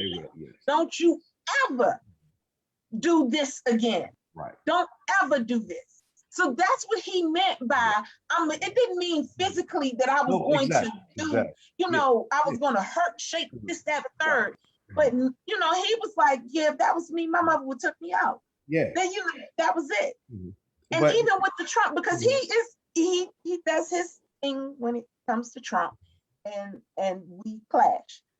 But when he told me, when he was going to when the insurrection happened, I was dead serious on the phone. I said, let me tell you some good stuff. When you see the people popping up in the air, that's me rolling them over, knocking them up. Because I'm coming for you. Understand that. Right. I'm coming. That's going to be me coming. Yes, ma'am. What did I do? Got a phone call. Mom, I'm home. Okay, good. Thank you. Yes. Do not put yourself in a situation that is going to hurt you in the long run. That's all I'm asking. No, and that's the tug and pull for a Black parent that raises a conscious Black child. I think it was James Baldwin that said to be Black in America is to be in a constant state of rage. You know, and you want your children to stand up for what's right and to be activists, but then the parent of you doesn't want to lose your child in that fight. Right. And that's the real tug and pull you have in your spirit. Because I know my daughters want to go out, and she's gone out and protested going back to Trayvon Martin. And she's very much an activist in that sense. And, you know, it just scares me to no end that, you know, if my child got hurt doing that, but it makes me proud in a sense that I place something in her that makes her recognize that there's a cause that's even greater, that sometimes we even sacrifice our lives for. Knowingly. So Donnie, we 100% on the same page on that. That woman was trying to save her child And Yep. if you snatched him up, that was not a beating. That was a frustration. That was a, Yep. I'm taking back what belongs to me. I'm not going to let the streets have you. I, Yep. I Yeah. completely get that. And I'm gonna rephrase that just a little bit with a personal experience. As I said, my father was military. Anyone growing up in a military family knows what that means. Imagine there's probably some police families that are kind of Oh, my dad was military as well, so I get it. yeah, it was his way or the highway. And I remember it was just before I went to university, we'd had a really bad argument. And I'm like, why are you always trying to micromanage every aspect of my life? And he was really angry, but then he actually kind of mentally counted to 10 and he took a little step back and he's like, I don't understand what you don't get, what I'm trying to do for you. Wow. He's like, there is no people in this country who will fight to keep you safe and alive other than your family. Yes. Right. Well, I looked at him, that was the first time an adult had ever said anything like that to me. And I had to take a step back, and he's looking at me, and I'm looking at him, and I'm starting to process what he's just said. And I'm like, but for real? Yes. And I actually asked him, but the police, because I grew up in a Connecticut town, had a different relationship with the police than perhaps other people have had. That wasn't even a factor to me. But when he said it, and we were talking about things we've been seeing in the news, everything from I can't remember his name, the guy that got assaulted in LA. That sparked Rodney off. King. Rodney King. We'd had discussions about that. I'm like, oh, yeah, okay, now I get it. No, I And think that was like the saddest thing.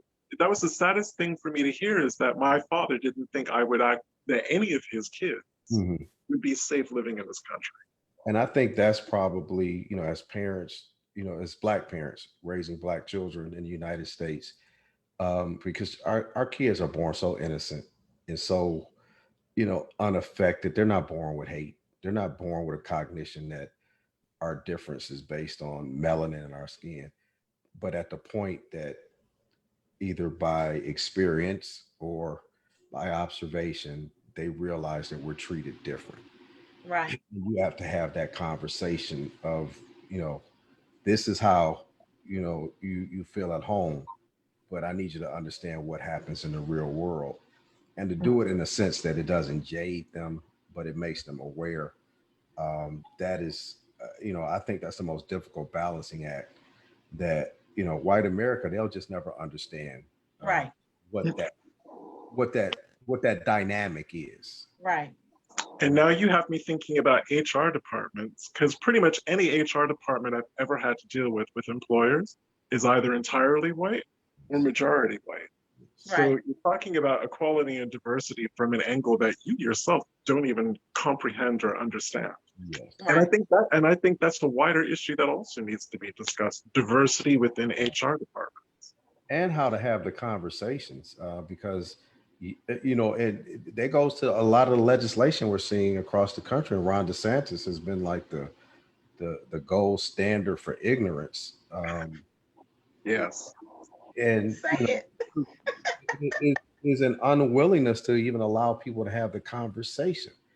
Well, we don't want to make white people feel guilty. Well, it's not a matter of guilt; it's a matter of education. So we don't replicate the same behaviors, which, Brian, you alluded to that earlier. And HR departments, they control, the places where commerce takes place in this country.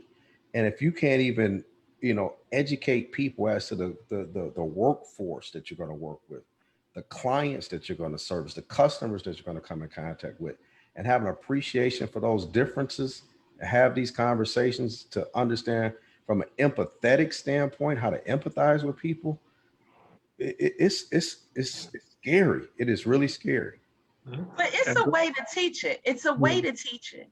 So, because Brian and I was having this conversation before, and we were talking about it, and you brought up epigenetics and things of that nature. I need for people to understand when I talk about genealogy, I'm not talking about it just from the Black standpoint. Right. I'm talking about it in general. I'm talking about it for everybody. So we have, just like we are trying to understand where we came from, white people need to understand what they experienced and what they came from. And Black people need to understand that they did actually experience something. Yes. So with that being said, when I say there's a way to teach it, think about a horror movie. Yes. And this is what I said to Brian. Think about a horror movie. Will you allow your 6-year-old or your 5-year-old to go see a horror movie today with the blood, the gore, the all of the stuff that's going? I mean, a real live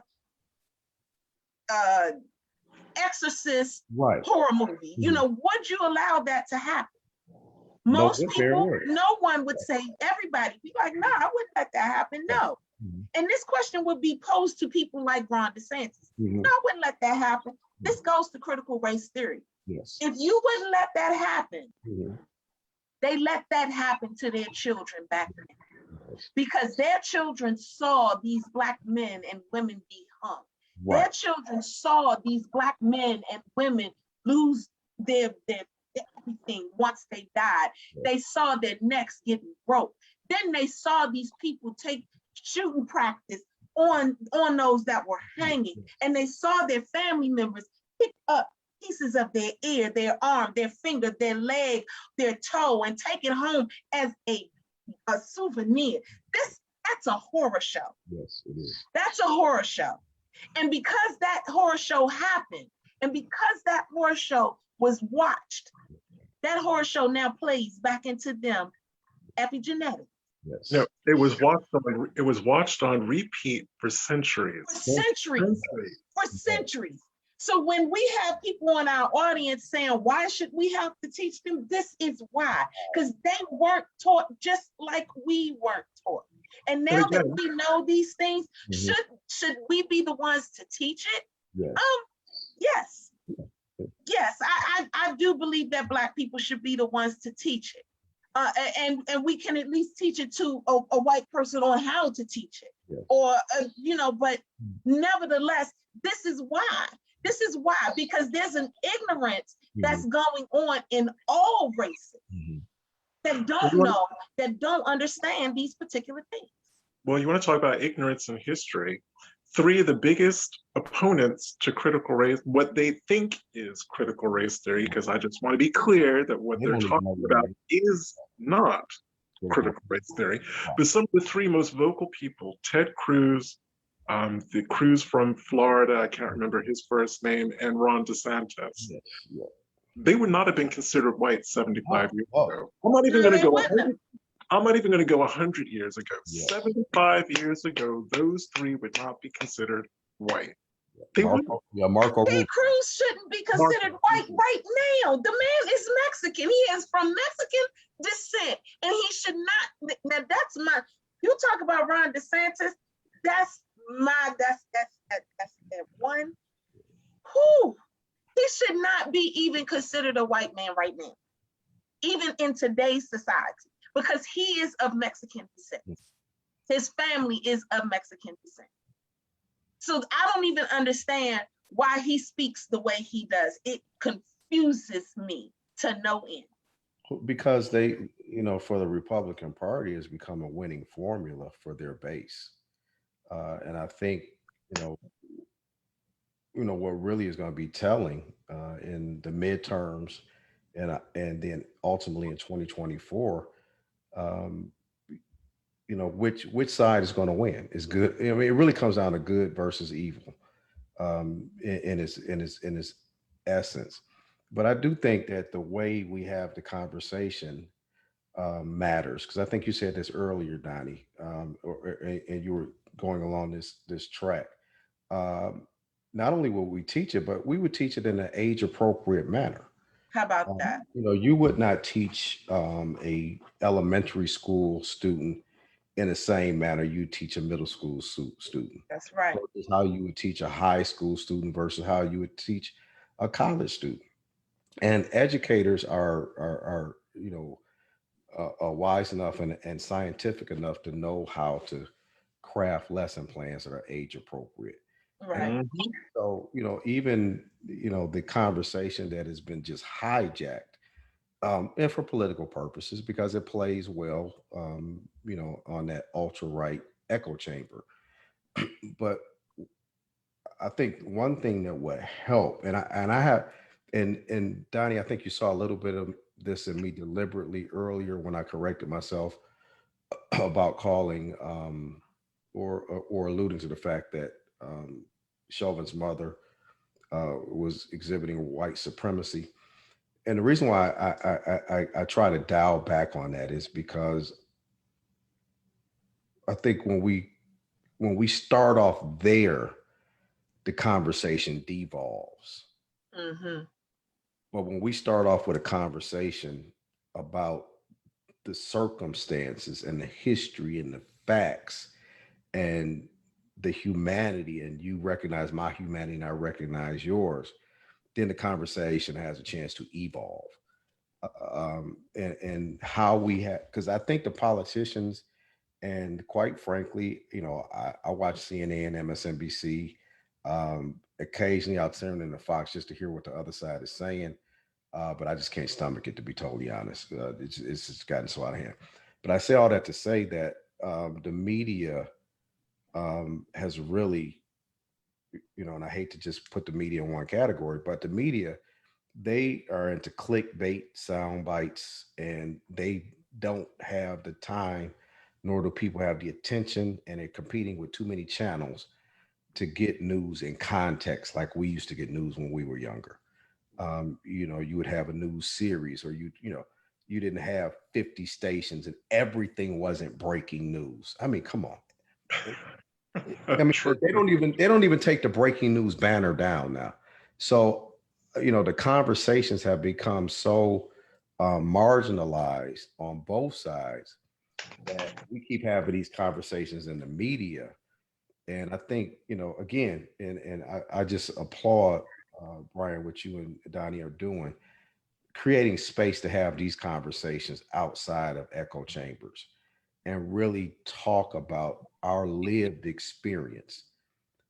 Very few people can hear the lived experience of Black Americans, and not at the fever pitch, but this is how it affects me until today as a 53-year-old Black man.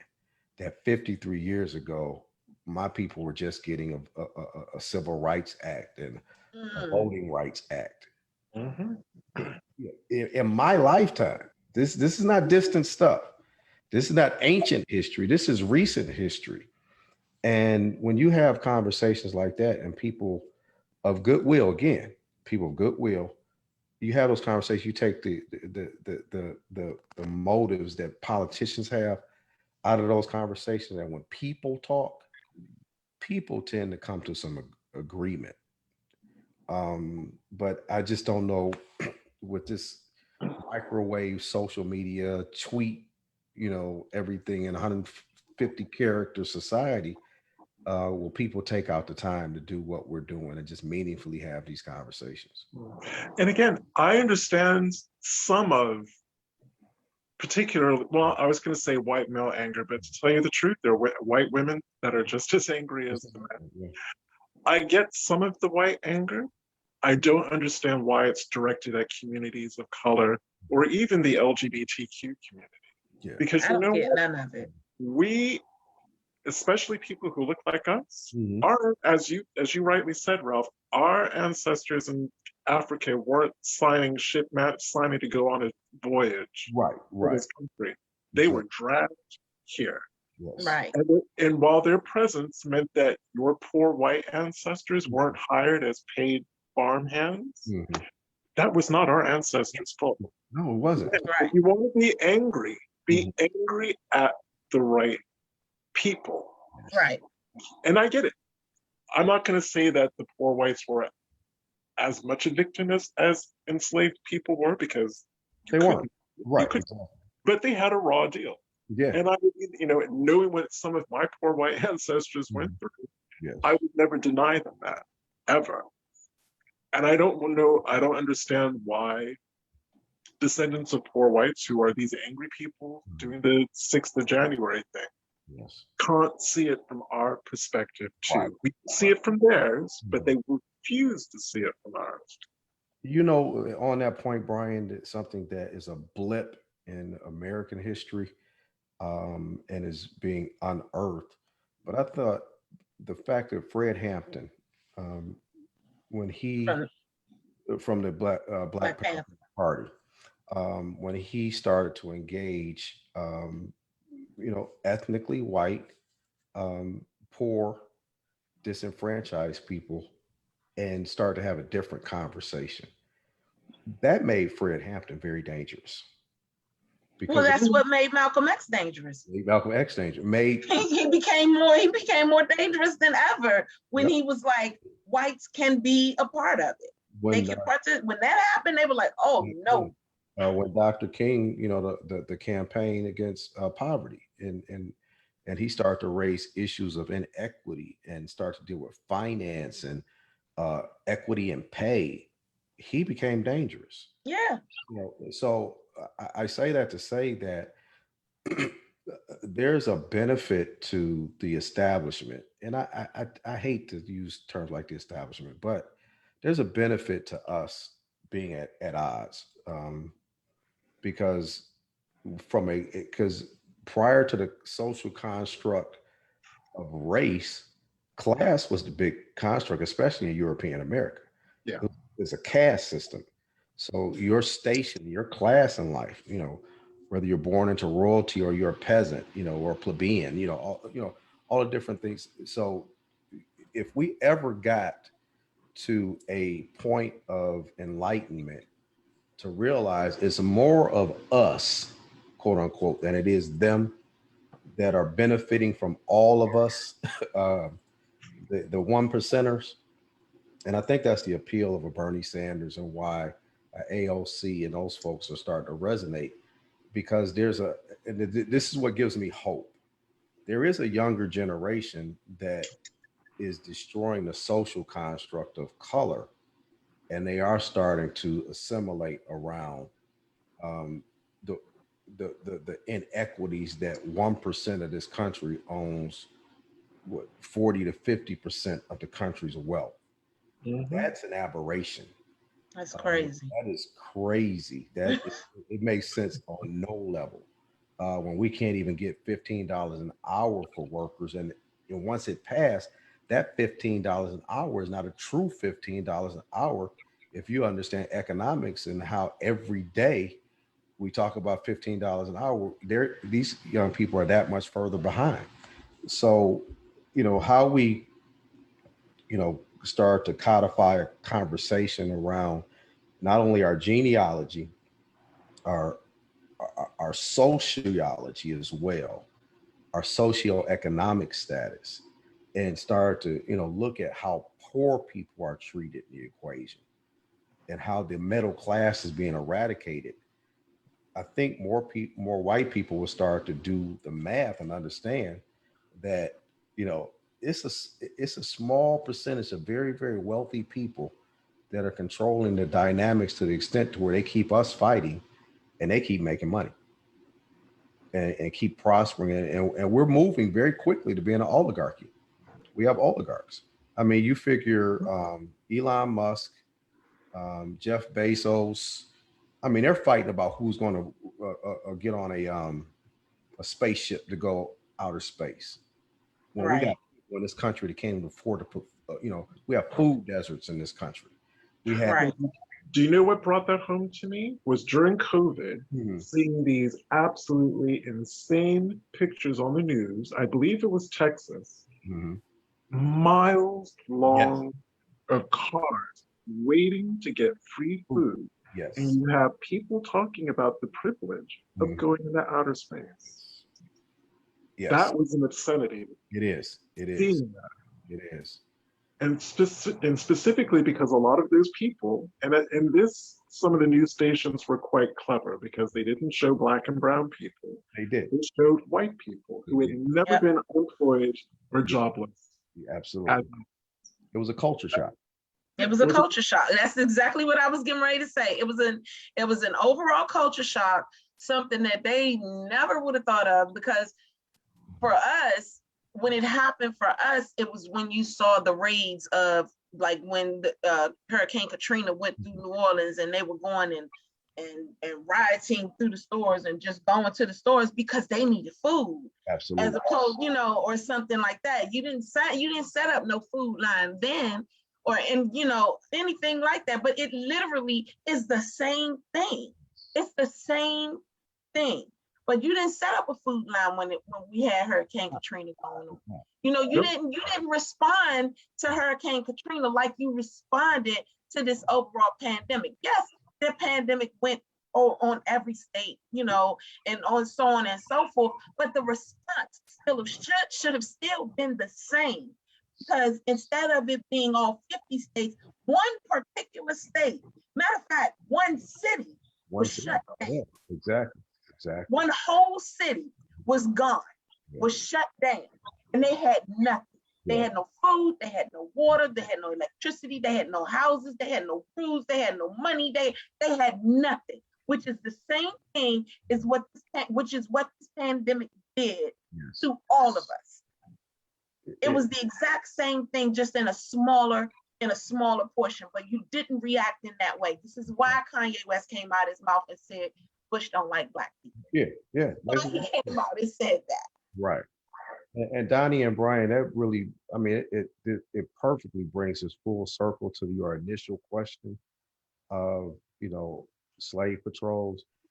So, you know, it may be a bit hyperbolic to say that we're still under slave patrols, but I think it presses the point that the construct of the slave patrols in concept and application is not any different in how policing is utilized in the United States right now.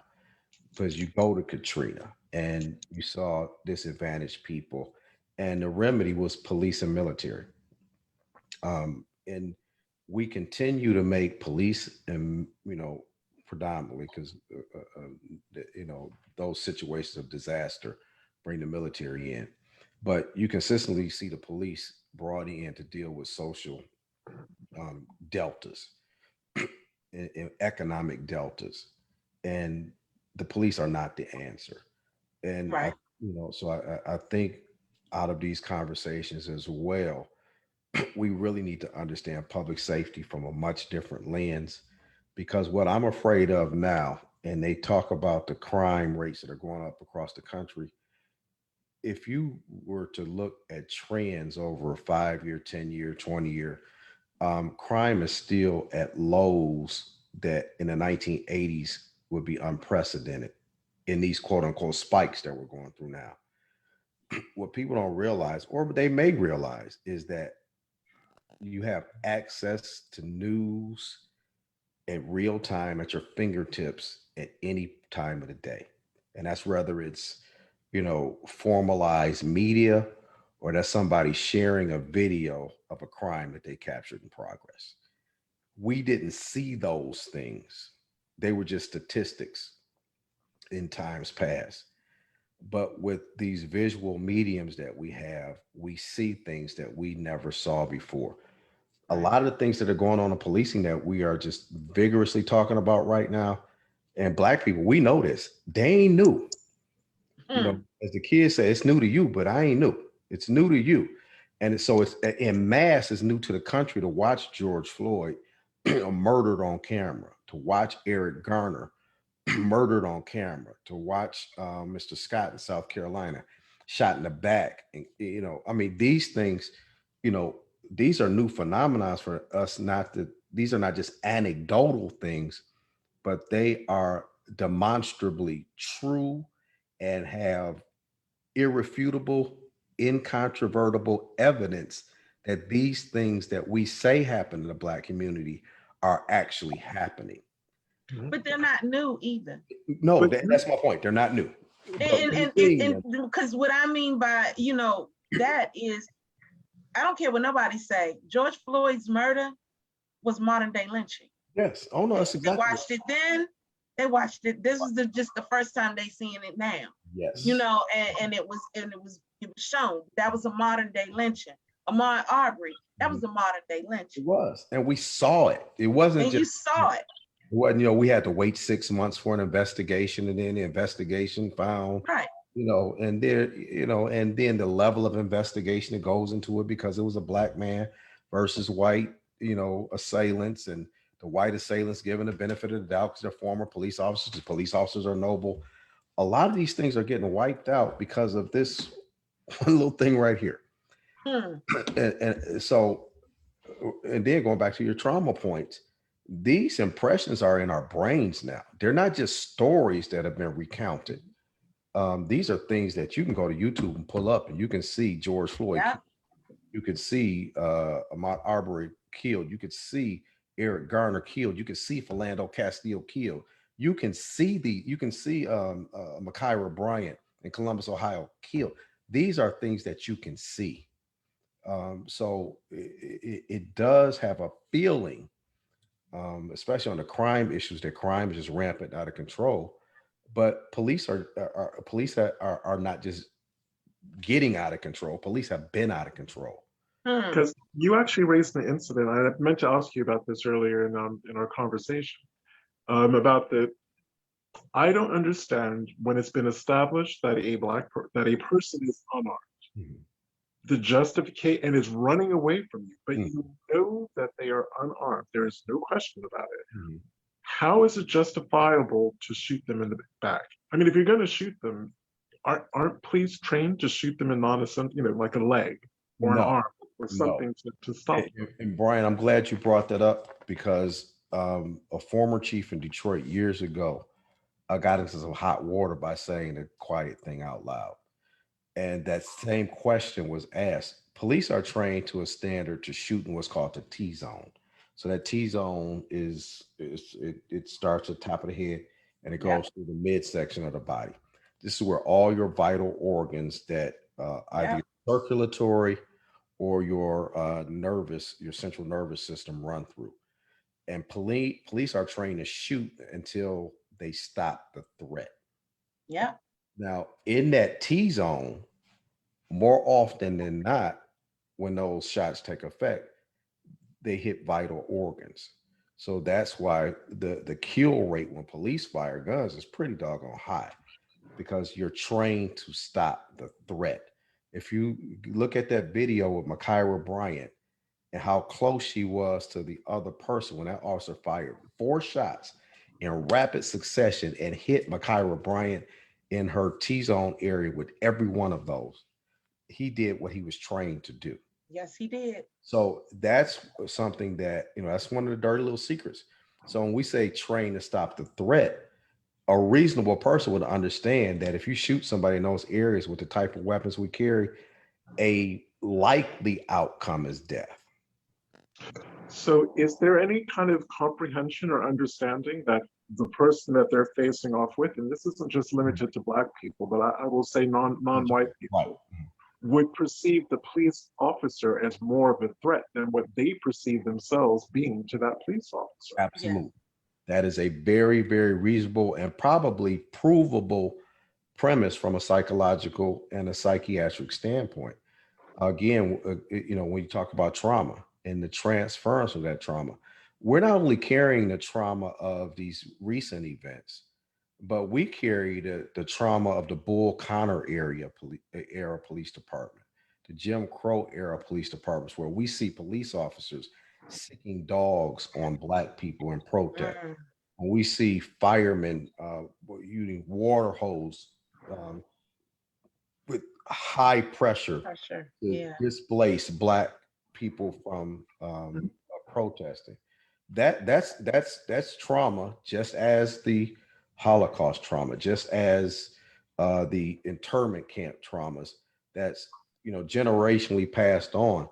And I encourage people. There's a book by a gentleman named Bessel van der Kolk called "The Body Keeps the Score," and he talks about those trauma phenomenons and our overuse of medication and not using psychotherapy, but also how trauma is passed down from generation to generation. And these are scientific studies. So, with the knowledge that we have, a lot of the police situations we could mitigate through different tactics, different engagement strategies, going back to your point, Brian, that you made earlier about Dante Wright with the hanging air freshener as the pretext for the stop. That should not be a primary enforcement stop. So if that's not a primary enforcement stop, you don't have a reasonable predicate to stop the car in the first place. And you don't even have the opportunity to quote unquote make a mistake and grab your gun instead of your taser because you never had a reason to engage them in the first place. So there are some policy and legal prescriptives that we could take. I just don't know if state legislators have the intestinal fortitude to do it. But it's much more nuanced. And when we have these nuanced conversations, there are solutions. There are definitely solutions. And added to that trauma is that message, which used to be quietly spoken, but now I think they speak the quiet parts out loud.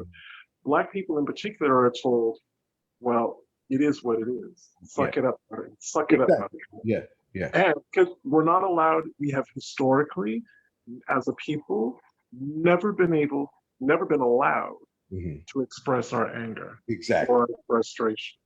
So you have all of this trauma, and I know I said this in our first episode, you have multiple generations of trauma. Yes. 11 to 12 for many of us.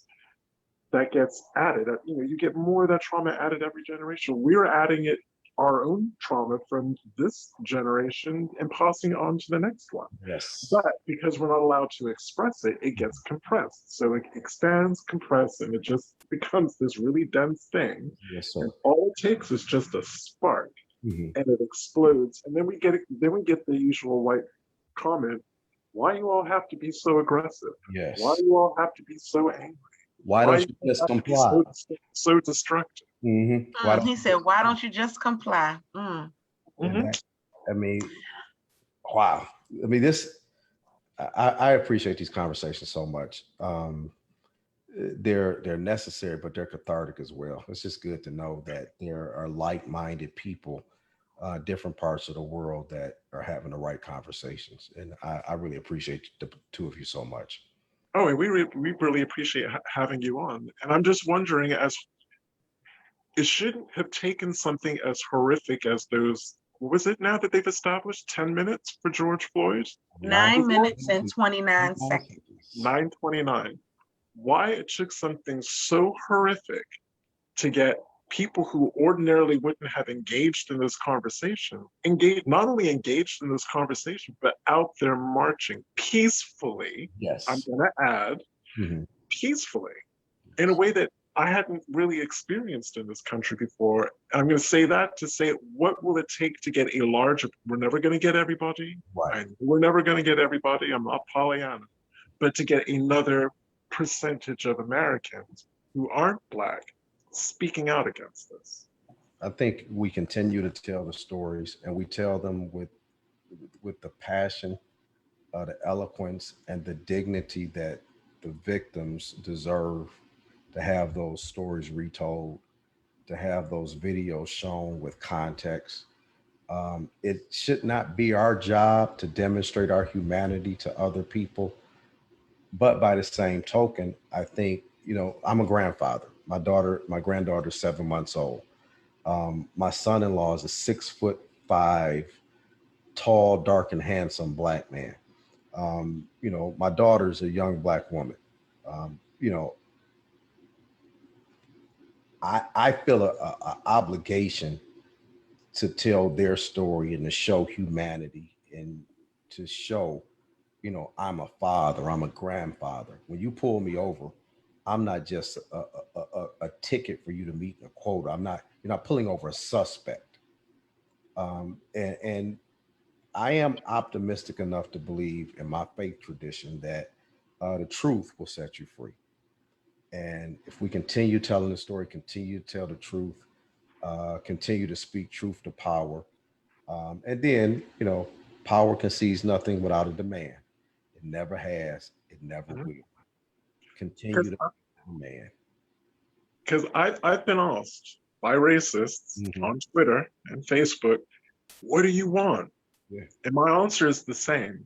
I want to feel as safe in this country. I preface it by saying there is racism everywhere. Everywhere, yes. It's everywhere. I want to feel as safe in the country of my birth. Yes. I want to feel as safe in the country that my ancestors literally built, that my father gave his life in service for 30 years. Sure. As I felt when I was living and working in places like Japan, Yes. Hong Kong, Italy. I mean, Italy is racist off the chain. I Yes. felt safer in Italy than I feel here. France, England, Ireland. I mean, even Russia.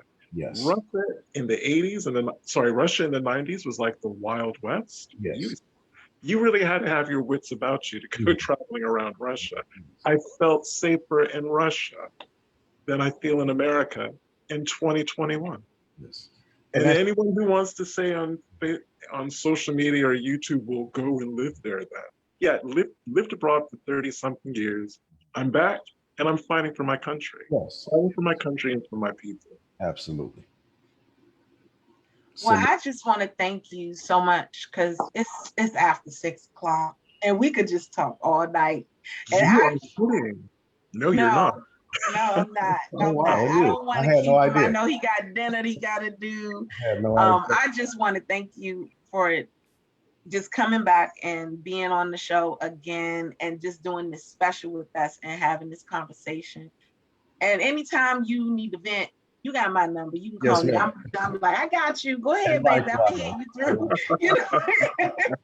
So, but anytime you want to be on the show, if it's something that you want to talk about, we are always here. We're revolving, and we love the conversation that you give, and we love the knowledge that you spread and the nuggets that you drop to the people that listen. So I just want to thank you, just for just being on the show and allowing us to also vent to you about how we feel. I mean, it's shared experience, and the Bible says a threefold cord is not easily broken. So it's just empowering to me to have these conversations, and I just appreciate you both. I'm a phone call away for anything you need, and I mean that sincerely. Well, bless you very much for that, and again, thank you for the generosity of your time and your honesty. Thank you both, and have a wonderful weekend. Thank you. Well, tomorrow, guys, we discuss the old fake news. How old fake news can lead your genealogy astray, and we have got some examples for you. Yes. So make sure you tune in 4 o'clock, same time, and we will be ready to talk and come with your questions. So thank you guys for just listening in and hanging in with us for these 2 hours. Thank you again, Chief Ralph, retired Chief Ralph, and thank you, Brian, just for being my cousin, because I love you. Yes, you too. As always, thank you. Thank you guys at home. It's been such a wonderful conversation. I didn't believe that was 2 hours, but it is. All right. So bye, guys. We love you guys. All right. See you tomorrow.